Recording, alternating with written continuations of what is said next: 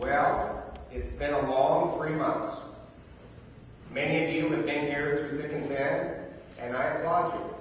It's a big deal that you've been able to stick this out. We had many people at that first meeting of the year, and you're the people who've survived. You stayed with it, and I applaud you. What have we learned over the last 3 months? Well, I would say plenty. But before we get to that, I'd like to show you a video. A young lady by the name of Alexa Von Toten. She has a very important message, and I think it's something that we all need to hear and be reminded of. So, Daniel, if you get the light for me. Here is Alexis.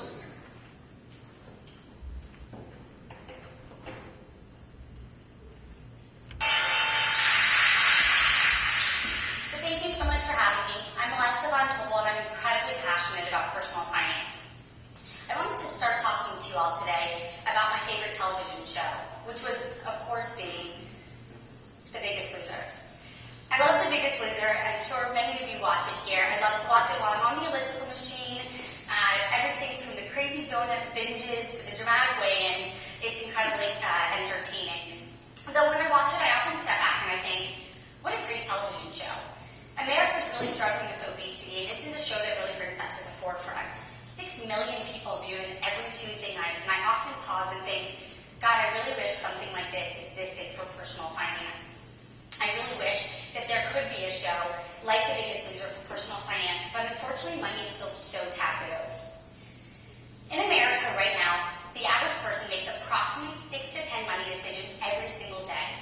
Those decisions can range from simple things like whether or not to buy a cup of coffee to bigger things like what should I do with my 401k. I think what's important about that is those decisions are completely unguided. Right now, personal finance isn't taught in high schools, colleges, or graduate programs across the United States. People typically learn about personal finance by talking to their parents, who unfortunately were also never formally educated about personal finance. The takeaway there is most people simply learn through trial and error. Money is such an important thing, it affects us all, and most people simply learn about it through trial and error. So from there, it's easy to understand that money right now is the number one thing that young people really stress about. Worse, 76% of the country feels completely out of control when it comes to money. Pause for a second. 4 of your closest friends, 3 of them right now feel out of control when it comes to their personal finances. 75% of this room feels out of control when it comes to their personal finances. Unfortunately, we're not doing anything to change this. Right now, 84% of college graduates said that they need more help when it comes to personal finance, but they're not getting it. And as a result of all of this, 61% of the country is living paycheck to paycheck. More than 50% of our country is not quite sure how they're going to pay their bills next month. That is staggering. Think about the stress that provides to an individual's life. Really staggering. So I often ask myself, how on earth did we get here? How did we end up in a position where this thing that is so critical to every single person in this room and in this nation's life, it's something that we've never learned? And what I want to walk you through is I want to take the 1.8 million college graduating seniors from this year, and I want to walk you through exactly what ultimately happens. I want to introduce you to someone who will represent the absolute norm, and we're going to find out how they end up in such a rut. So, meet Jessica. She's 22 years old, she studied English. She's going to graduate from college this year with $25,000 in student debt and $4,000 in credit card debt. And she's going to end up, if she is lucky, and I repeat lucky, with a job right out of college, well, she'll make $35,000. That means that she will take home every month approximately $2,300 in take-home pay. So I'm going to walk you through 5 decisions that Jessica's going to make. Some that she's aware were bad decisions, some that she's not. And it helps you better understand how she ended up in this situation that most of America is in. So first, she's not going to have a budget. Jessica thinks about her life right now and says, I barely have any money that I'm making. Why on earth am I going to sit down and have a detailed budget? I'll be lucky if I can just pay my bills.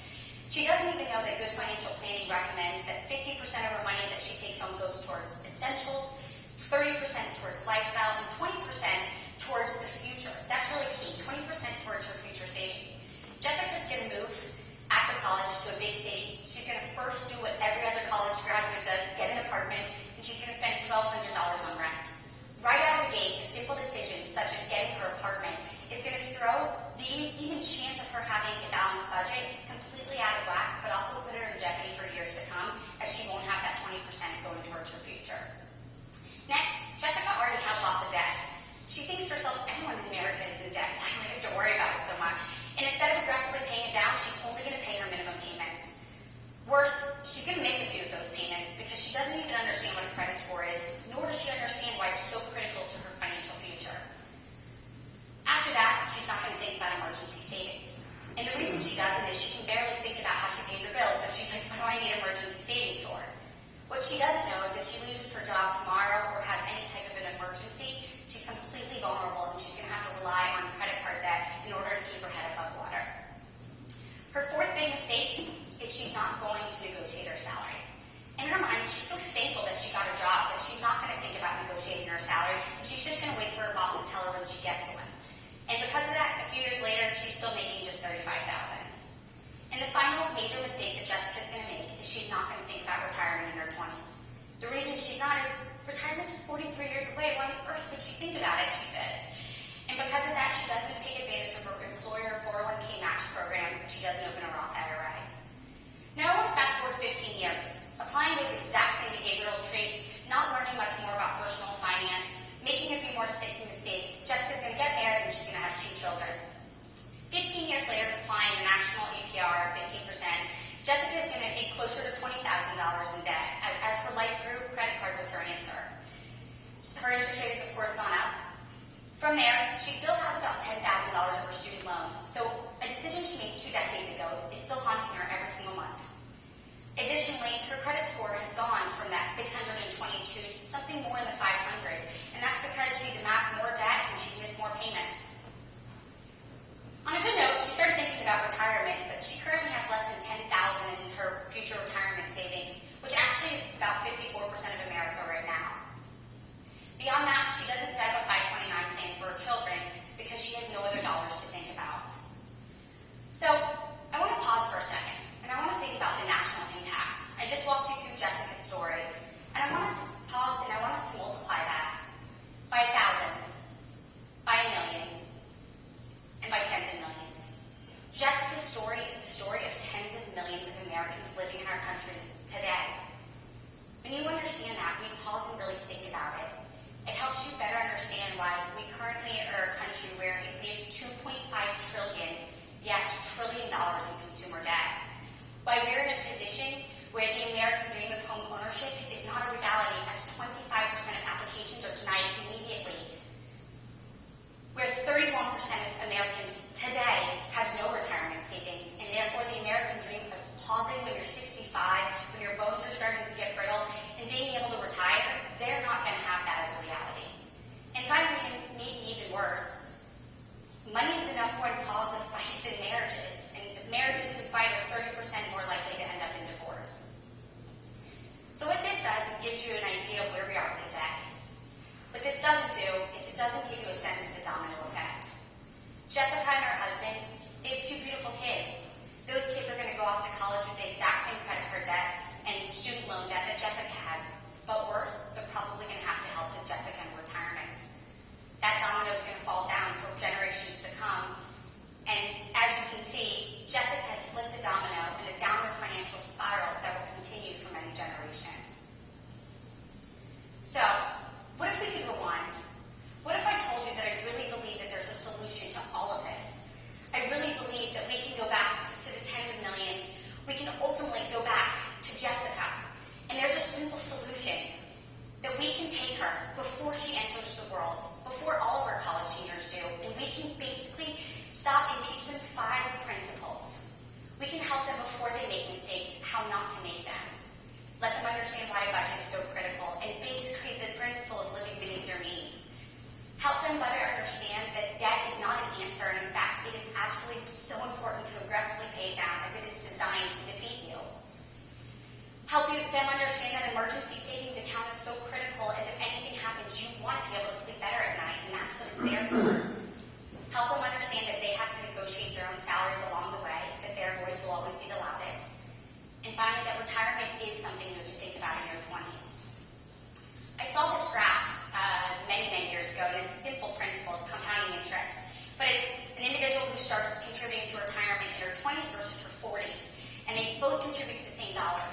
This is a really powerful graph and a really important thing, and I just always wonder, what if we can make this go viral? So, I want to go back to the educated Jessica. Let's say we did actually teach her all of these empowered facts. Well, years later, she'd be in a position where she could open the coffee shop she always dreamed of. Her and her husband, well, they now own a home because they knew about a credit score. They knew not to miss their bills, and they simply knew to keep it in the 700s. Well, they're looking forward to their retirement because they took advantage of all of those different things in their 20s, and compounding interest worked its magic. And probably best yet, her children have 529 plans, and they're going to go off to college, and they're going to be in a significantly better place than Jessica was decades ago. This is the empowered Jessica. So, I wish it weren't true, but it is. Money is such a lifeline. If you love someone, you're going to travel around the world to see them. And if you're sick, as I know this week, you're going to want to pay the best dollars that money can buy to get the best doctors. Money will affect us every single day of our lives until the day that we die. And I wish it weren't true, but it's a fact. I really look forward to a future where we can pause, we can take all of the people before they enter the world and teach them these really basic financial principles. That we can empower them so that they can end up living really powerful financial lives, that they can feel great about money. And from there, it ultimately is going to have really fantastic impacts on our balance sheet as our nation as a whole, but most importantly, it's going to trickle down for many generations to come.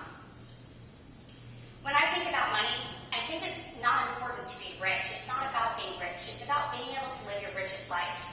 I want that for me. I want that for Jessica. I want that for the hundreds of millions of Americans who deserve just that. Thank you.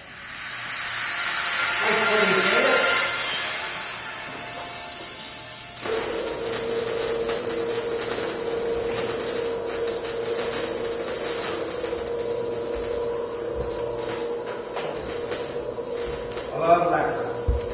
She makes a lot of good points, and it really does relate. Yes, sir. Okay, we're good? Alexa makes a lot of good points that should resonate based off many of the points we've covered this semester. So today, I want to kind of bring this together. We have talked about debt, savings, and investing, credit, retirement, taxes, buying a home, buying a car, but how does that all come together? So let's do this. I would like 2 volunteers. Can I get 2 people to volunteer for me? There's one. Come on out. And Daniel, come on out. Stand here beside me, if you would. Could you please tell the group your names? Come up a little closer, please. Catherine Graham. Daniel Smith. So Catherine and Daniel, 2 people, heading out into the world, and they're going to start making decisions. The question is, what kind of decisions are they going to make? So in this case, Daniel, I'd like you to stand right there if you would. Catherine, just a little bit over there. Okay. The decisions we make, you and me, we all start here at a young age. Now Daniel, he chose to track his spending. So he started going in a certain direction because he started to actually account for the money that was coming in and going out of his life. Catherine here, she stayed disorganized. She said, screw it. I'm making a paycheck. I don't really need to worry about some of the basic, financials. It'll work out. And so they both kind of started to go in slightly different directions. Next up, Daniel decides to design his life with a financial plan. He doesn't just say, I'm going to do something. He writes those goals down, and he makes a plan for his life. Catherine wings it. She doesn't see the need to have a plan or to have goals. She just kind of, figures it'll all work out. Next up, Daniel learns to detach himself from possessions. He realizes that possessions have nothing to do with him and his self-image. He knows that, and he disconnects from them.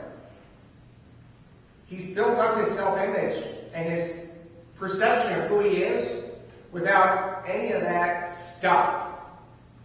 Catherine here, she let stuff define her.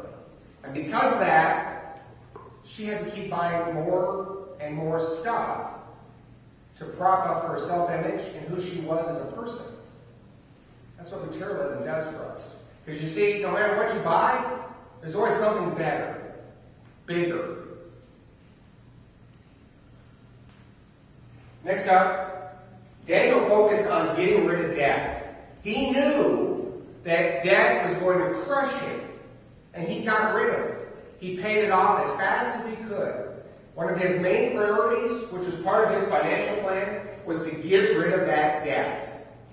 And he made a commitment to do that, month after month, year after year. Catherine, not so much. She increased debt because all she really was worried about was that monthly payment. How much is it a month? I don't really care about the total debt, I'm assuming. I just care about that monthly payment. So gradually over time, Catherine assumed more debt and more debt. And of course, the stress that goes with all that debt. Daniel focused on savings. You see, once he learned to detach himself from possessions, saving wasn't that hard. He saved 20% of his income at least. And it worked. And he paid himself first at the beginning of the month, not at the end. And it became such a habit, it just kind of started happening. That compound interest thing just kind of did its magic. And people would ask Daniel, well, how do you do it? He's like, well, I don't know, just do it. Just set it in motion. And saving that 20% became easy for Daniel. Catherine, she ignored saving money because nobody saw you save money. They only saw all that stuff that Catherine had. And all that stuff that she kept spending money on, and left her with no money to save. Because she always promised herself she'd save at the end of the month. Well, there was no money left at the end of the month because she was focused on increasing her possessions as she propped up her self-image. Daniel trusted himself as he invested in those index mutual funds. Those no load, no commissions index mutual funds. He did it himself. He realized and he educated himself and he could do it. And it wasn't very hard. And he automatically put money in those investments every month into that company retirement plan, into that Roth IRA, as he built up his emergency savings. It wasn't that difficult. And he pushed those salesmen out of his life because he knew they were going to take a piece of his return. And he knew he couldn't afford them. And he knew that he didn't need them as he invested his money. Catherine, not so much. She trusted those experts. She's always been impressed with those initials after their name and all the licenses that they have. And they wear really nice suits and wear beautiful clothing and drive fancy cars. They're somebody important. Catherine said, here, help me. Here's my money. Please invest it for me. Of course, she didn't have much to invest because she didn't save much. And whatever she did invest, it got eaten up by all those commissions and high fees. Finally, Daniel was just patient. He knew that he was not going to get rich fast. And any time somebody came in his life and told him he was, he knew to ignore them. He just pushed them out of his life. He didn't even waste his time on these kind of people.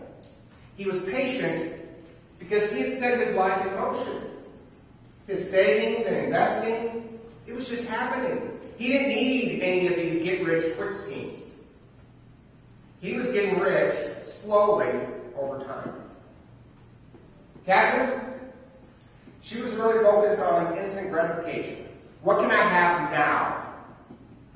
Catherine kept sacrificing her future for today. Whatever I can have today is all that counts. When you look at Catherine, she's got a lot of stuff. Drives a probably really nice car. wears designer clothing, maybe lives in a big house. She looks successful. She's chosen to give that perception of wealth. She's not. But it looks that way. Daniel, he doesn't look wealthy at all. But he is.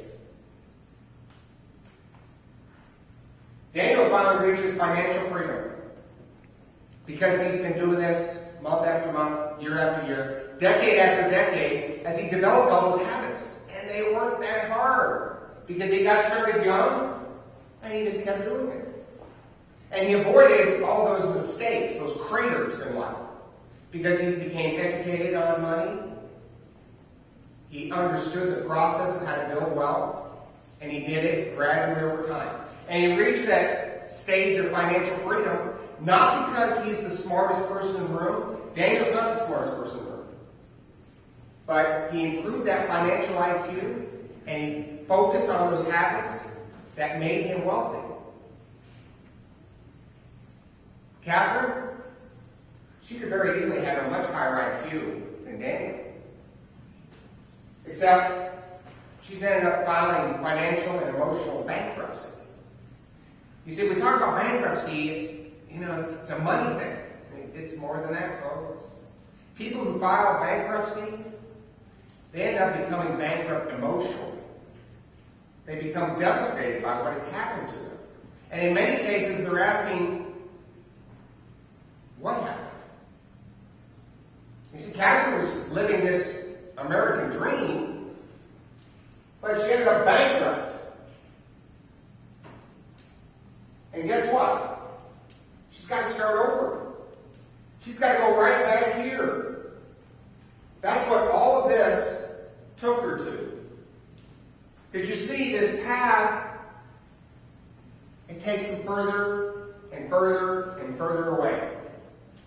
So that little habit that you start now, it may seem inconsequential. You may think, it's not a big deal. Right back here. Catherine didn't think it was a big deal. Daniel, he just did it. Because he knew the direction in which he wanted to go. Because he had his plan. And now he's living his dreams. And not only that, he's able to help others.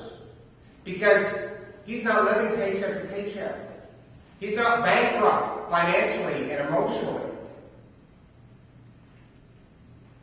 He's got a life. And he's found financial happiness. He's not going back to the start. Catherine is. And it's all based on choices that we make as individuals. And the earlier in our life that we start making the right choices and avoiding the wrong ones, we can get on this path.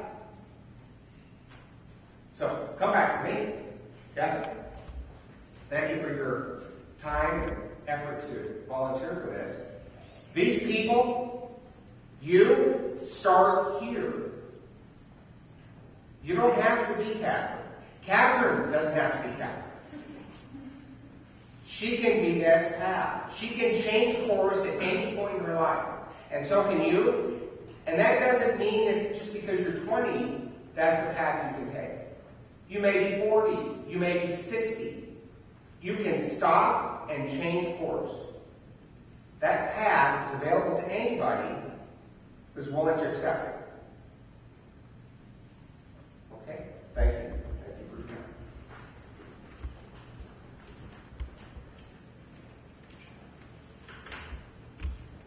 This comes down to choices. And I really hope you make the right choices. My website, crazymanwithpinkwig.com, is designed as a one-stop shop for you to go continue your education. Those books that I continue to encourage you to read, that's a way to continue to learn and grow beyond where you are right now. During this semester, I have not provided you all the answers. I can't. I won't. But I have tried to point you in a direction.